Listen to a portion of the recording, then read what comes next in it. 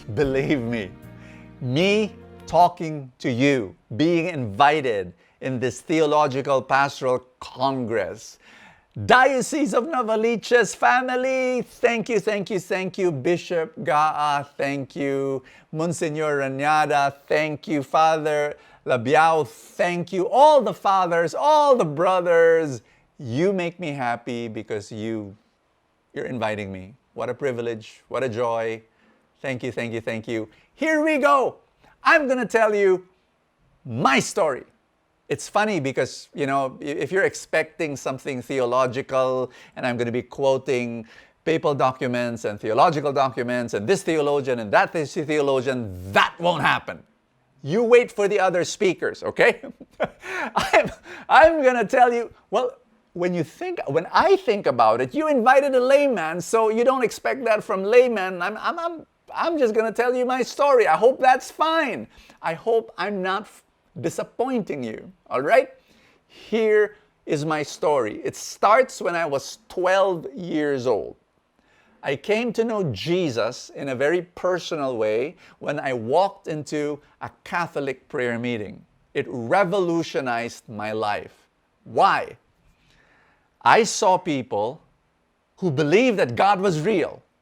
God was so real, He was in the room and they talked to God like He was listening. That changed me. I was 12. 13 years old, I read the story of St. Francis of Assisi, radicalized my life. I was telling myself, this guy is nuts. This guy is crazy. St. Francis of Assisi, you're nuts. You love Jesus so much. And it was so attractive to a 13-year-old boy that I love telling this story. If you heard it, pretend that you haven't heard it yet, okay? I went to my room, went to my closet, got all my clothes. I was 13 years old. I gave them all to the poor, to the shock of my mom. My mom entered my room one day, opened the closet. Where are your clothes? And then me, innocent looking, I said, I gave them to the poor. You what? I drove her crazy. I brought home street children from EDSA, brought them home. Mom, he's gonna live with us. And my mom would say, oh no, that was not the worst thing. The worst thing I did was in the afternoon, I brought home an old man from EDSA. Hasn't taken a bath for years. And I told her, Mom, this old man, he's gonna live with us. And my mom said, oh my gosh, Bo, no. And I said, Mom, look at his face. Do you not see Jesus? And then I said, Mom, the street kid that I brought home this morning, he's gonna stay in my room. This old man, he's gonna stay in your room. Okay, so I drove her crazy. When I was 15 years old, I started doing ministry work in the slum area. Maybe you are familiar with this and you did this, and so you can identify with this, right? The joy of living in a slum area. That's what I did, 15 years old. Yes, I was knocking on doors and I talked about Jesus to them. I went to my mom and I said, Mom, I'm going to live there. I actually did 2 weeks straight living in a slum area, 15 years old, You know what's surprising about my mom? You want to know? She said, okay. It's like, she allowed me. Would you allow a 15-year-old boy to live in a slum area? My mom did. And then she said, on one condition. What, Mom? You won't bring them home. Okay. And then, so I was doing ministry work. I was a missionary, lay missionary, even as I was still going to school. And then in my 20s, like after school, it was all out missionary, I didn't like money. I didn't like business. I really felt money was of the devil. Didn't want to touch it with a 10-foot pole. I was all out. I was St. Francis, wanting to be like St. Francis of Assisi, just live totally for God. Something happened along the way. I was discerning whether God wanted me to be a priest or a celibate or a layman or married, It took years, like years, just discerning with different spiritual directors, different priests, and so on. And at the age of nearing 30 years old, I was in a retreat. I took a 7-day retreat with a spiritual director, and finally I made a decision. I was going to get married. And so you can just imagine my relationship with money changed. I'll tell you why. Because before that retreat, again, my whole plan for my life was to be a celibate missionary, whether priest or just a layman. And I was going to grow old poor, be like St. Francis, an old man sleeping on the streets. No joke. With my newspapers as my blanket on the sidewalk. That was my goal, my ambition in life. All of a sudden, when I decided I was going to get married and have kids, that had to change, obviously. Because I cannot tell my wife and my kids, oh anak, sweetheart, matulog na tayo sa sidewalk. O ito, front page. O ako, entertainment. Anak, ito, business section. Yan ang kumot natin. Matulog na tayo. I had to change. But you know what made it change? What made me change? Two things. Number one, in terms of my relationship with money. Number one, I saw my friends. I was still in my 20s, still doing a missionary work, lay missionary work. My friends, who were also lay missionaries, some of them were getting married, some of them had kids. My gosh, their lives were tough. Laging kulang ng pera. Walang pang tuition para sa mga anak. Pag may na-ospital, humihingi ng pera para mailabas sila sa ospital. I was telling myself, when I made a decision to get married, I said, this is going to be my life. Is this what God wants? And then I realized something, that maybe, just maybe, the call to poverty is something that celibates can say yes to. But if you're married and if you've got kids, you're supposed to provide. And then I began to change my relationship with money, that money was not evil. It's neither evil nor is it good. It can be evil. It can be, I know you know this, but anyway, I'm telling a story. So, that it all depends on the person who holds the money. If the person is evil, the money becomes evil. If the person is good, the money becomes good. And so that transformed. And then I noticed something. I was looking at all the people who were asking for prayers from me. I was preaching, lay preacher, going around, and then people would ask me for prayer after I preached. 50% of the time, they had financial problems. Financial problems. Baon sa utang, laging walang pera. And these were good people. These were prayerful people, mass goers, people serving in the parish. Laging walang pera. And I noticed and I realized this. I could only pray for them. I could not give them advice. I could not tell them how to multiply the money. I cannot tell them how to become entrepreneurs. I cannot tell them how to invest the money. I didn't know how.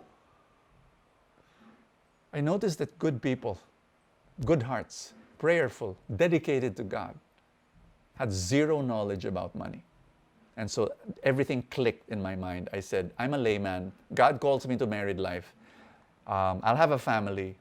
I am going to learn about money. And I'm going to sanctify business. I'm going to sanctify employment. I'm going to sanctify finances. I'm going to put the whole financial world, at least what I can, under the lordship of Jesus. And I'm going to help people. I'm going to teach finances. And so that's what I did. So I became what I am now. I'm still a missionary. I still see myself as a missionary, lay missionary. I'm married to this wonderful woman, and we've got 2 boys, and I'm an entrepreneur. I run a few small businesses, and I'm still in ministry.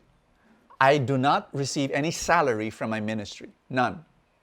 Number 2, all my book royalties, I have written 60 plus books, and all my book royalties are donated to the ministry. Number 3, companies invite me to speak, and they give me speaker's fees. 100% is donated. Why? Because I run my small businesses, and what I earn from my small businesses is enough to put food on the table to feed my kids. So, why did I share that to you? This is the story of a lay missionary. And entrepreneur, investor, knows a lot about money. I teach how to invest in the stock market, but I'm still a missionary. What I'm going to share with you, introduction lang yan. What I want to share with you is three things. And you wrote this in the letter that I received for this pastoral congress. I'm supposed to talk about three things. Number one, the role of the laity, so lay people. Number two, lay preachers like me. Number three, the lay community that I lead, which is the Light of Jesus or the feast. So those are the three things I'm going to share. I'm going to try to, I'm just, again, I'm going to tell stories. And I hope that this will be a blessing to you. Number one, lay people. What's the role of a lay person? And for me, if you're going to ask me, and again, I can quote, documents of the church and papal documents, etc., but I won't. You know all of that already anyway. I believe that the role of the lay people should have a role. Why? Logic. 99.99% of the church are lay people. If they're not going to have a role, if they're not going to be active, if they're not going to do something, the Catholic Church is dead. Believe me. But thanks be to God, lay people are being raised and they're saying yes to God's call, and so that's wonderful. But what's their calling? I believe the calling of a layperson. God is calling the layperson, number one, to serve outside the church, not inside. No, wait. Yes, I believe that some lay people should be commentators and lay ministers and all these organizations within the parish. That's wonderful. We need you. But that's not your primary call. Your primary call is to serve outside the church, to be Jesus in the marketplace, in the street, in the office, in the family, in the home. I'm sure you've heard of people who are serving in church, but are horrible fathers, horrible mothers, horrible husbands, horrible wives, horrible managers, horrible entrepreneurs. No. Our primary call as a layman is to be Jesus in the world. So that's clear. So for me, that's clear. Saying that, I still believe that some should serve in the parish. We need you. I mean, what will happen to the parish? So some lay people are called to serve in the parish, but that does not remove the original primary calling of a lay person to serve outside, to serve in the world, to be Jesus as an engineer, to be Jesus as a nurse, to be Jesus as a fisherman, to be Jesus as a negociante. So that is our primary call, so that when people see how we treat customers and how we treat employees and how we treat, they see, hear, and smell Jesus in us. So that's number one, lay people. Lay people. Now, why I strongly believe in this is this. I had a conversation with a bishop, and this was years ago. And then he was the one who told me, Brother Bo, do you know how many Catholics do not anymore go to Sunday church? And I said, Bishop, how many? And he said, 85%. That was like a baseball bat hitting me on the head. It's like, what? and he said, 85% of Catholics no longer go to Sunday Mass. And so this was a bishop telling me this. And I said, but Bishop, the churches are full. This is pre-pandemic, okay? The churches are full. You've got 7, 8 masses on a Sunday and they're overflowing. Some of those masses, people are standing on the parking lot. Bishop, what are you talking about? And he said, that's what the survey says, and I believe it. And when he said that to me, I picked up the phone and I started calling my priest friends. And I started one by one, the people who were just close to me, people in parish priests in Manila, parish priests in the provinces, parish priests in barrios. And I asked them, Father, ilan ba ang population ng parish mo? And so he would say a number, and then I'll say, so ilan ang misa, Father, sa Sunday? O ilan ang nag-attend? And so we started computing. The bishop was right. The bishop was right. The numbers I got from my informal survey was 14%, 16%, 12%, 5%. There was this one parish, 5% were the ones who were going to. I was saying, OMG! And you know what? There's this parable that Jesus said that hit me. You know what the parable was? Jesus said, the lost sheep. If the shepherd has a lost sheep, you know what the shepherd does? He leaves the 99 and he goes after the one. Except that today, the sheep that are with the flock are down to 10 to 15%. And the 85% of the sheep are lost. And who is supposed to go to the sheep that are lost? And for me, the answer is, for the most part, the lay people who are called to go out. Now listen to me. The priest, I think a part of your time should still be for the people, for the sheep that are lost. I really believe in that. Maybe not much, because you're in administration, you're taking care of the finance, you're fundraising for the building of the church, you're taking care of all these mandated organizations, and you're looking after the charismatic groups, and you're doing this and you're doing that, and you're doing so many things. You're talking to the mayor, and you're doing so many things. And I know a big chunk of your time is for the flock that are still attending church, and that's wonderful. That's your calling. But maybe a sliver of your time and your energy and your attention should go out to that 85% of the sheep that are not anymore going regularly to church. Most of these are young people. Most of these are poor people, but not only poor people. I want you to know that it's this is what Jesus did. I mean, think about it. Jesus.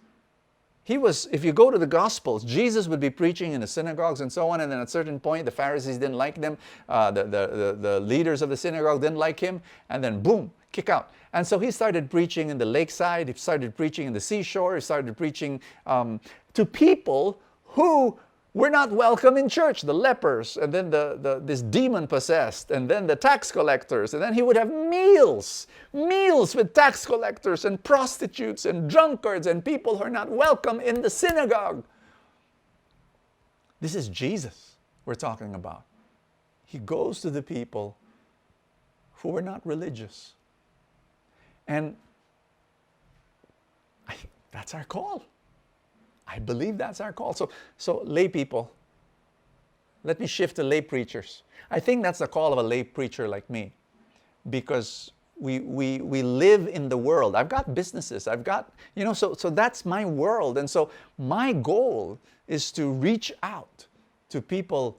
I rarely say yes to an invitation in a parish. Not because I don't want to. Parishes would ask me, Brother Bo, can you give a talk in our parish? And I say no, not because I don't want to, but because my schedule is already so full with ministering to the people who are not going to church, people who are not going to Mass, people who are uncomfortable with religiosity. And that's been my ministry and my mission over these past years. And I really feel that that's the call of lay people and lay preachers. Again, not maybe all. Maybe there are a few that are called to serve in the parish, and that's fine. I'm not saying everyone is supposed to be doing this, what I'm doing. No. But I think the bulk should be, because we're lay people. And to be able to be signs of the kingdom in this world, serving the poor, serving the young. I really believe in young people. I believe that the church should be, we should shake in our boots if our churches do not have young people. We should wake up and realize there's something wrong. Just because of the demographics of the Philippines, just because of the fact that 50% of our population are below the age of 20, and 70% of our population are below the age of 30. So we have a very young population. Our average age is 24 years old. So when we don't have young people inside our churches, that means they're outside the church. And so our role as lay leaders, and partly the priests, just partly the priests, is to go out there and to be Jesus to these people. Which brings me now to the third thing that I want to talk about, which is lay communities, specifically mine. When I was 14 years old, we started a prayer group in our garage. My mom and my dad, they talked to me and they said, Brother Bo, they said, Bo, you're going to be the leader of this prayer group. And we're just going to organize it. But you have the gift of speaking, because I started preaching when I was 13. And so I became the leader of this prayer group of 30 people in our garage from day one.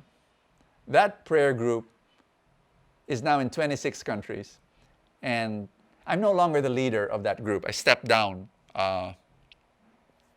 2019. 2019, I stepped down. And it's too long. I really felt other leaders should take over, and other leaders have taken over, and it's beautiful. It's been wonderful. But let me share with you let me tell you what happened to our community, and maybe this is how this story is what will close this talk. So we were a small prayer group, right?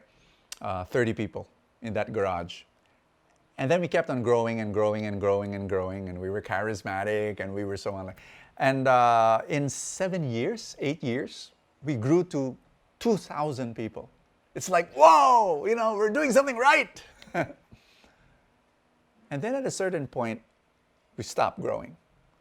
It was like an iron ceiling. That 2,000 figure, we kept on bumping our head there, and we could not grow anymore.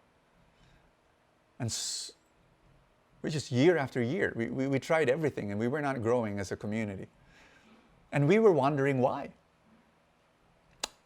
Later on, I'll share with you why we stopped growing. But do you know how long we stopped growing? 19 years. No joke. 19 years, we remained 2,000. And at the latter end of those 19 years, I was just telling the leaders of the community, we're doing something wrong. Do you know, here's what I noticed.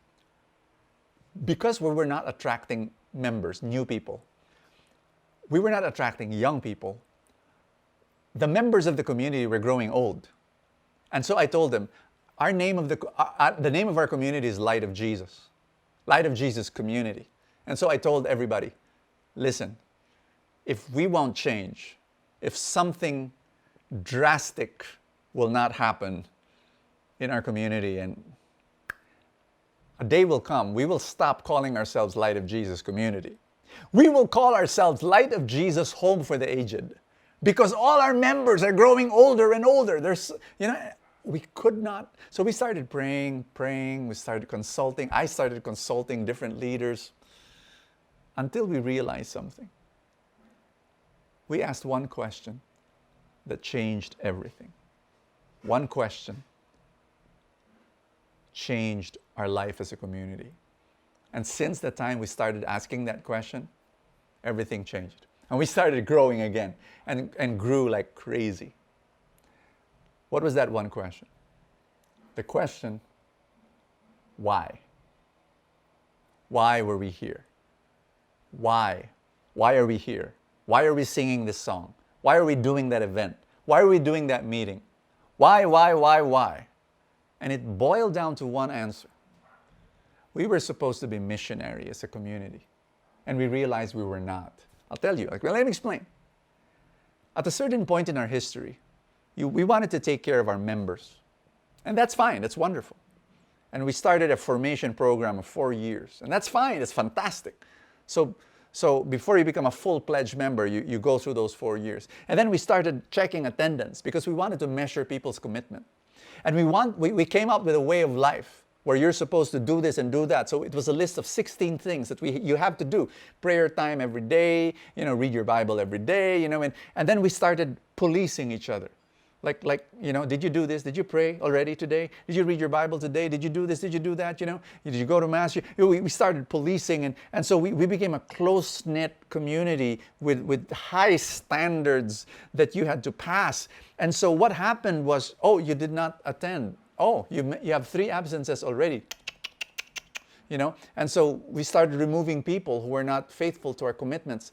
And so we started kicking out people that did this wrong and did this mistake so what happened, and no wonder for 19 years we were not growing. We were so inward focused.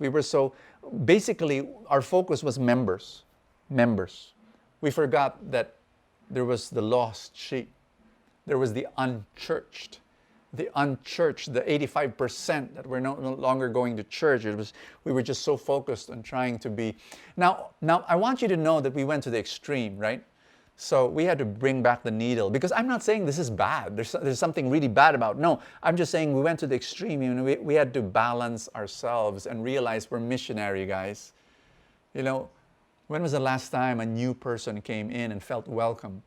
When was the last time somebody... So we had to change everything. We changed everything. Our structure, our meetings, the way we preached, the way we sang songs, We had to make our meetings comfortable for people who was not religious, for people who was not going to church anymore. We had to make our small group meetings and our big meetings welcoming. And that's when we began to grow like crazy again. And so we're now thousands of people all over the world. And it's really asking that question, why? The church by nature is missionary. The church by nature is a lamp that should be on a lampstand, not hidden under a bowl, but giving light to people, serving the poor and serving those who are sinners and serving the unchurched and serving. This is basically what happened to us.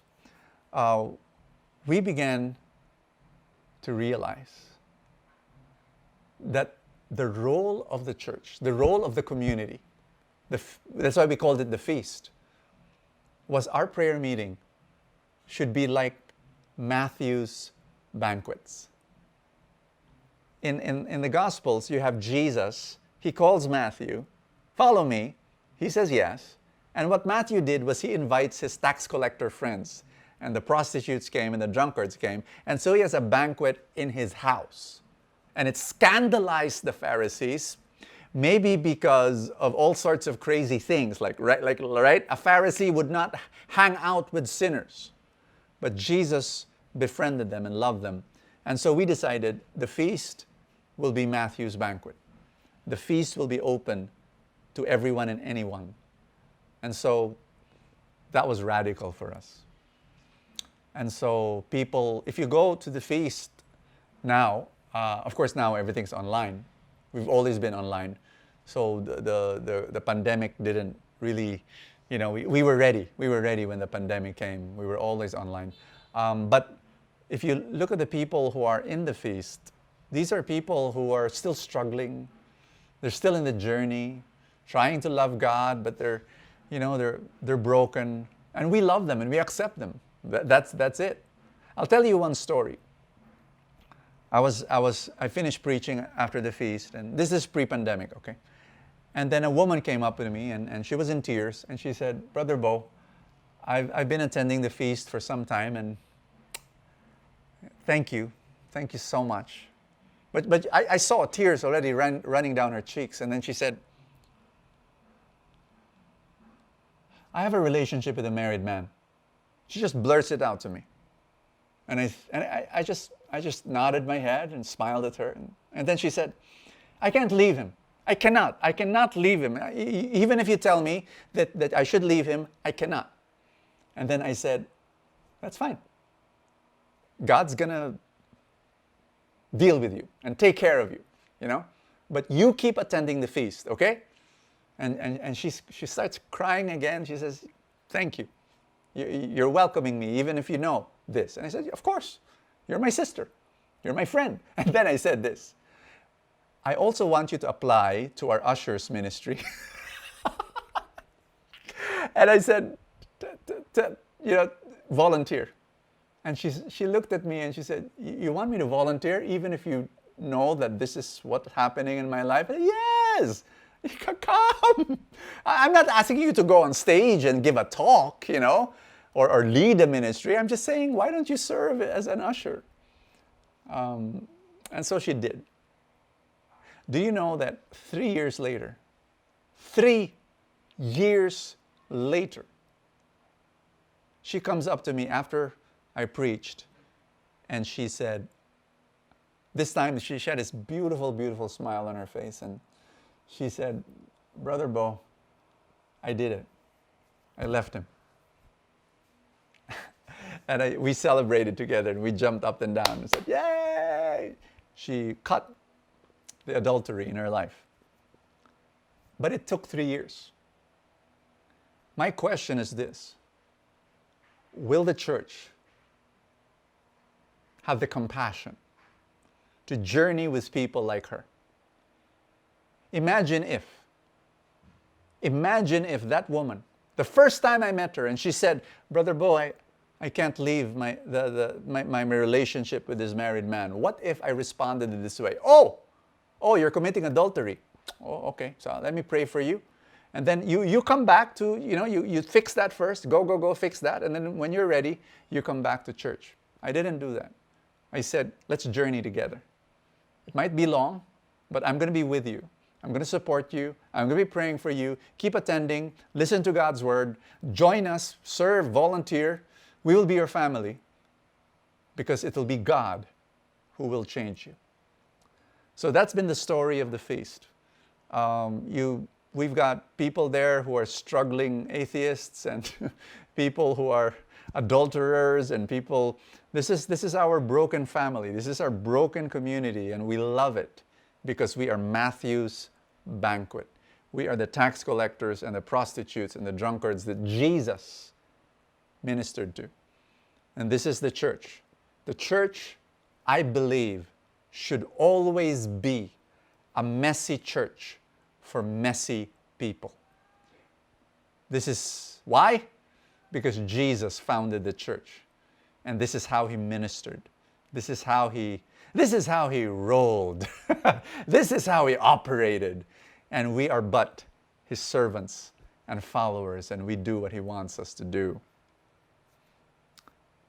Those are the 3 things I wanted to share with you: lay people, lay preachers, and lay communities. And we're happy.